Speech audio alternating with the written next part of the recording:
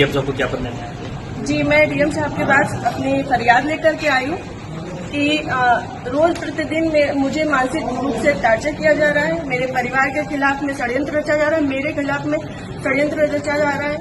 और ये षड्यंत्र के सूत्रधार जो है वो आदरणीय हमारे पूर्व सांसद सुब्रत पाठक जी हैं, जिन्होंने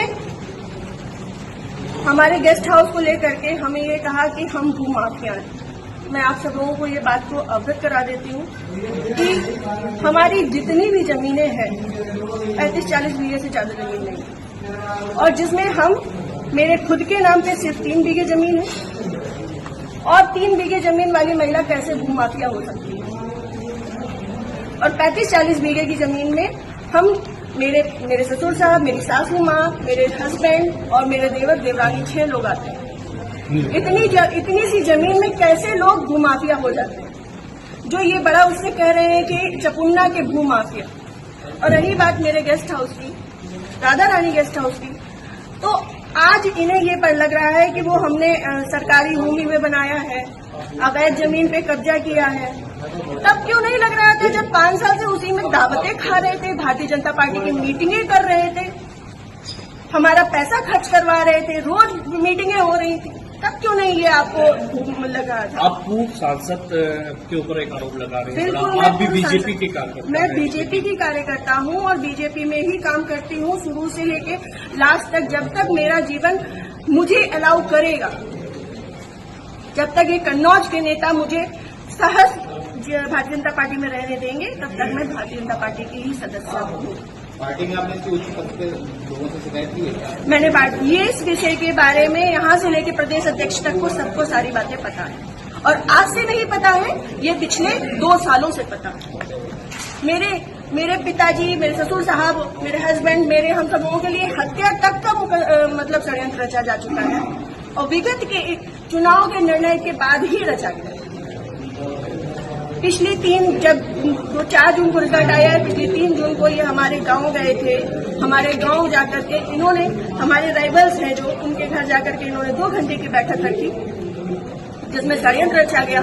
और उसके बाद ही उसी दिन इनके एक प्रमुख कार्यकर्ता कहिए, चमचे कहिए, कुछ भी कहिए, वो जीतू त्रिपाठी, उन्होंने मेरे ससुर साहब को फोन किया, जिसकी मैं रिकॉर्डिंग आप सबको भेजूंगी और चाहूंगी कि मीडिया में आप चलाएं। उन्होंने मेरे ससुर साहब को धमकी दी कि अगर चपुन्ना चुनाव नहीं जीता तो आपको 4 तारीख के बाद देख लिया जाएगा।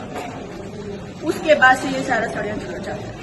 क्या चुनाव हरवाने में आपका भी श्रेय जाता है? मैं भारतीय जनता पार्टी तरीके से वो आरोप लगा रहे हैं क्या?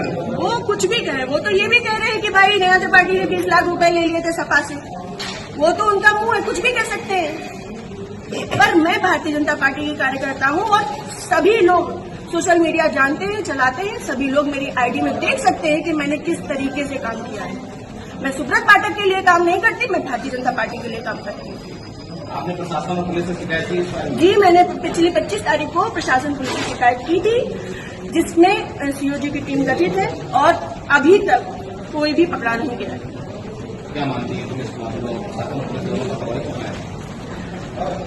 संभवतः हो सकता है, क्योंकि जिस हिसाब से अब दिन बीतते जा रहे हैं तो मेरा भी सब्र का पैमाना टूटता जा रहा है, और मुझे, मेरे परिवार को बहुत ज्यादा खतरा है इन लोगों से जो हमारे दुश्मन हैं।